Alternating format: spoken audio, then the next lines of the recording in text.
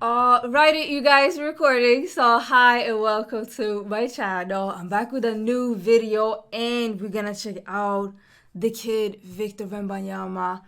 #1 draft pick, Spurs got him, and we're gonna see what he's gonna offer in the NBA. It's gonna be very interesting to see him. Still, he's only 19 years old though, so we need to relax a little bit. But yeah, we're gonna see what he's gonna offer over there.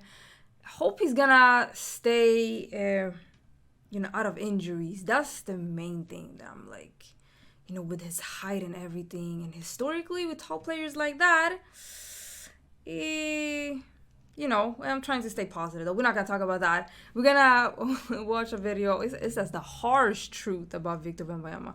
That doesn't sound too positive either. But let's hope. Let's be positive here. It's probably gonna be amazing. Let's check it out though.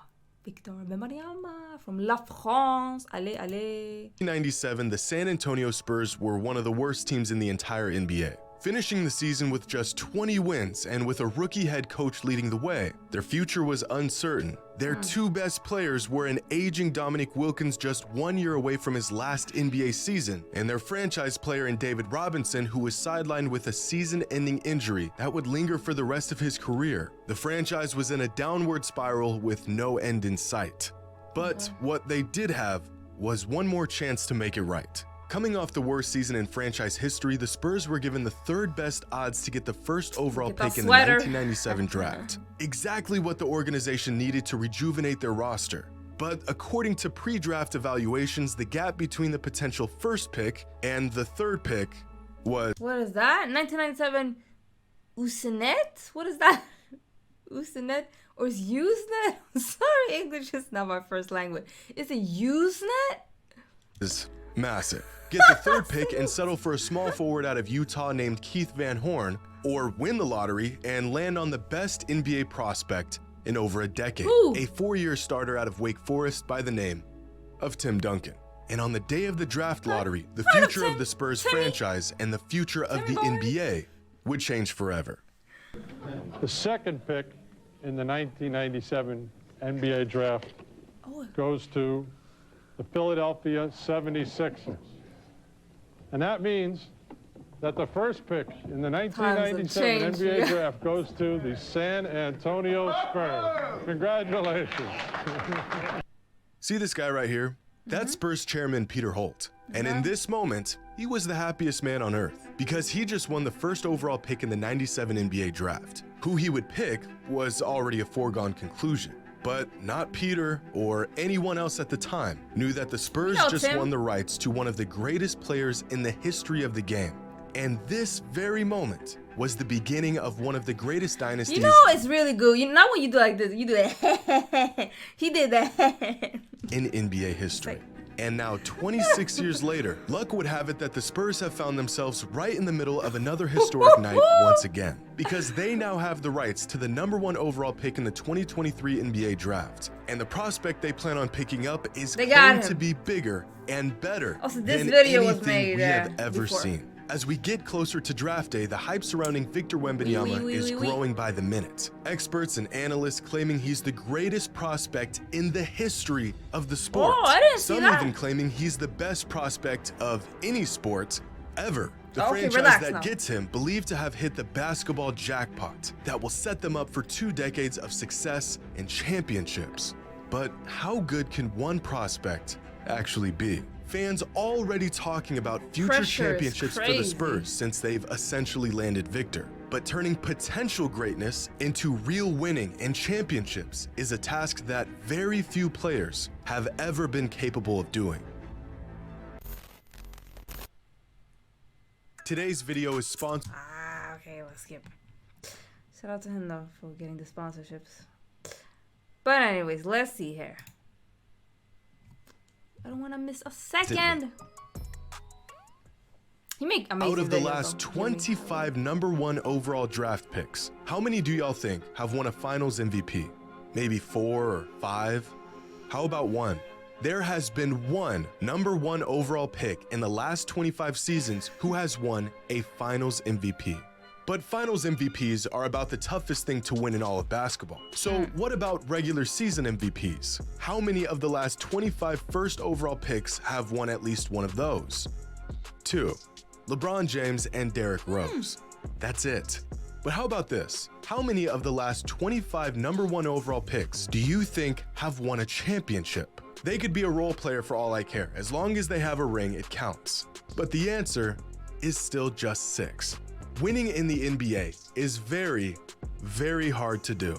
But fans and experts are already putting this burden on a kid who hasn't even been drafted yet. But we've done this before. Unrealistic hype and expectations met with inevitable disappointment. It feels like just yesterday. I was gonna say, who is that? And you guys were like, exactly. Exactly, Milo. Zion Williamson was being regarded as the greatest basketball prospect of the decade. And yet here we are, 4 years later, and Zion has played in just 29 games over the last 2 seasons and has yet to play in a single playoff game. Great player, but as of right now, far from the franchise-altering force he was hyped up to be. Here's another player who was said to be a generational prospect coming into the NBA, nicknamed the Fresh Prince, being that he was the successor to LeBron King James.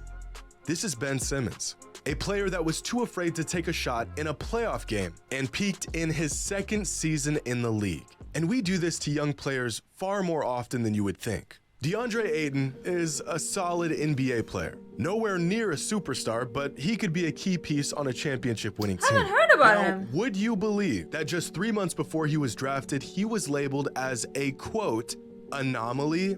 In the moment, it always feels like the next guy up is going to be the guy. And then shortly after, we English is not my first language. What does that mean? Anomaly? Forget about the unwarranted comparisons and move on to the next guy. It's not but a good to thing, really right? understand how rare it is to draft a player who becomes an all-time great, Like stays anonymous healthy, anomaly? and stays loyal to the franchise that drafted him, we have to look at the teams and players who actually did it. If we're talking about transcendent players who led the team that drafted them to multiple championships, then that list only includes 7 players who were drafted in the modern NBA.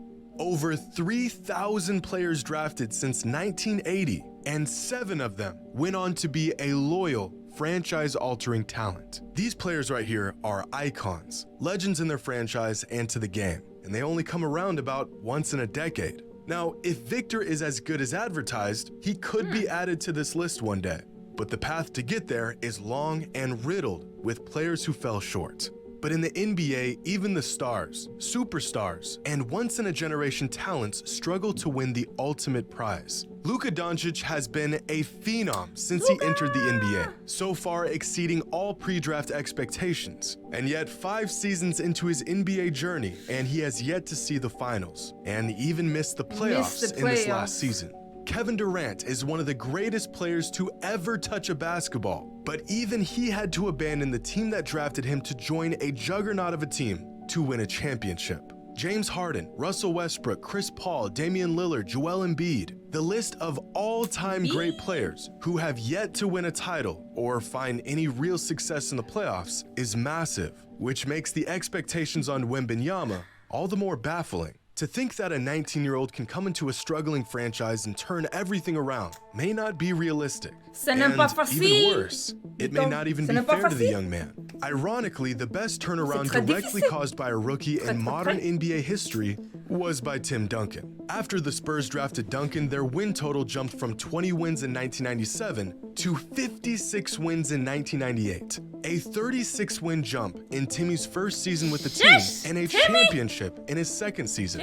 This is by far the greatest leap a team has ever seen simply by adding a rookie to their roster. Larry Bird was another immediate franchise-altering player for the Celtics, but that was nearly half a century ago. LeBron couldn't do it, KD couldn't do it, Steph and Michael took years to pull it off. They say the biggest single season turnaround directly caused by a rookie. And yet somehow, we don't just want, but we expect this 19-year-old kid to do it. Crazy. I really think some fans don't understand the pressure that they are putting on Wembanyama. He could be great, amazing, injury-free, generational, and to expect this level of excellence out of him could still be far too much. Over the past 25 seasons, the average MVP finishes the season with a win share total of 15.2. Over that same time span, the average All-Star has a win share total of 10. And among the 450 active players in any given season, the average single-season win share total across the league is just 2. Now, over the last 25 years, among number 1 overall picks in their rookie season, the average win share total is 4.2. That number jumps to 5.7 in their second season and then hits 7.9 in their third season. But by season 4, many of these once prodigies start to lose their minutes. They fall out of the rotation, they fail to adapt their game and skill sets to the NBA, and the average win share falls to 6.7. And by season 5, by the time we as fans have made a decision on these players, the average win share total falls to just 5.9. About the same as the average starter in the NBA. This is the career of an average number 1 overall pick in the NBA. We see number 1 overall players as the guys who went on to have great careers, guys like Kyrie and Anthony Davis and LeBron. But we forget that far more often, these number 1 overall picks pan out to be players like Markelle Fultz, Andrea Bargnani, and Kwame Brown. But even for the groundbreaking prospects who are league-ready the day they put on an NBA jersey, the result is still rarely a championship or real hardware or impact. Over the last 25 years, the players who had the largest impact in their rookie season were Chris Paul, Ben Simmons, and Blake Griffin, followed by the 12 next best rookies of the last 25 seasons. You are looking at the greatest rookie seasons of this century, and yet only half of them were even the best player on their team by the end of their first season in the league. Going too fast and I want y'all to take a guess at how many of these players even made the playoffs in their rookie season. Got your answer? 2. Which means out of the 15 best rookies who've entered the league over the last 25 seasons, not a single one of them led their team to the playoffs. And among these same 15 rookie sensations, by their third season in the league, only 4 of them managed to lead their team to the playoffs as the best player on the team. It is very hard to win in the NBA. But like some sort of gambling addict, us NBA fans like to count the wins while ignoring the losses. Somehow the countless misses we've had are outweighed by the 1 or 2 we got right. Is Victor Wembanyama the most hyped NBA prospect of all time? Well, I'm not sure. Some experts that have been around a lot longer than I have would like to say so. But if my memory serves me right, I can recall a 17-year-old LeBron James drawing so much attention that he managed to have an Ohio high school basketball game featured on national television. Long before social media, the likes of LeBron James, Patrick Ewing, and Kareem Abdul-Jabbar were all household names before they even put on an NBA jersey. I don't know if Wembanyama is at that level of hype at the moment, but he's getting there. And with that amount of hype comes overwhelming pressure to perform. It's easy to sit back and watch this kid play, see his incredible tools in action. 7 feet 5 inches tall, 8-foot wingspan with a silky smooth jump shot. He's like, in centimeters, he's like 2.20s? Like, I'm 160 centimeters. He's like 220 centimeters. That's crazy. Like, he might walk over me. Offensive instincts, and one can only assume he will find immediate or even eventual success in the form of championships and cultural impact in the NBA. Coaches and scouts who have been around the game for decades and have seen every prospect rise through the ranks over the years are saying Victor Wembanyama is better than all of them. It would take an era-defining talent to come into the NBA and transform a franchise into a dynasty. But if Victor is everything we think he is, he may just be the next player to do it. Like, he's super talented. We checked him out. It's over, right? But like, I feel like people, it's about marketing as well. And then with the social media era, I feel like it like it's different, like with hype and stuff like that. Sometimes it can feel a lot because it's social media and stuff like that, I think. But yeah, I'm curious how he's gonna do. Like I said, hope he don't get too many injuries. It's just, I don't know. He gotta stay healthy. He gotta focus on the game and not get distracted by the outside. I think it's gonna be a huge thing too. You know, we see some players getting very distracted about everything but the game. That's not good. So we'll see though. Still young, 19, so it's a fragile age. Like, you gotta choose here. You have to go all in with the game and hope for the best. But it's gonna be exciting. It was something I was gonna say and I forgot. I forgot. So you guys are gonna have to take over here. Comment down below. Like this video if you liked it. Subscribe, all the good stuff, and hopefully I'll see you in another video. Appreciate you watching. Bye. What was I gonna say? Oh my god.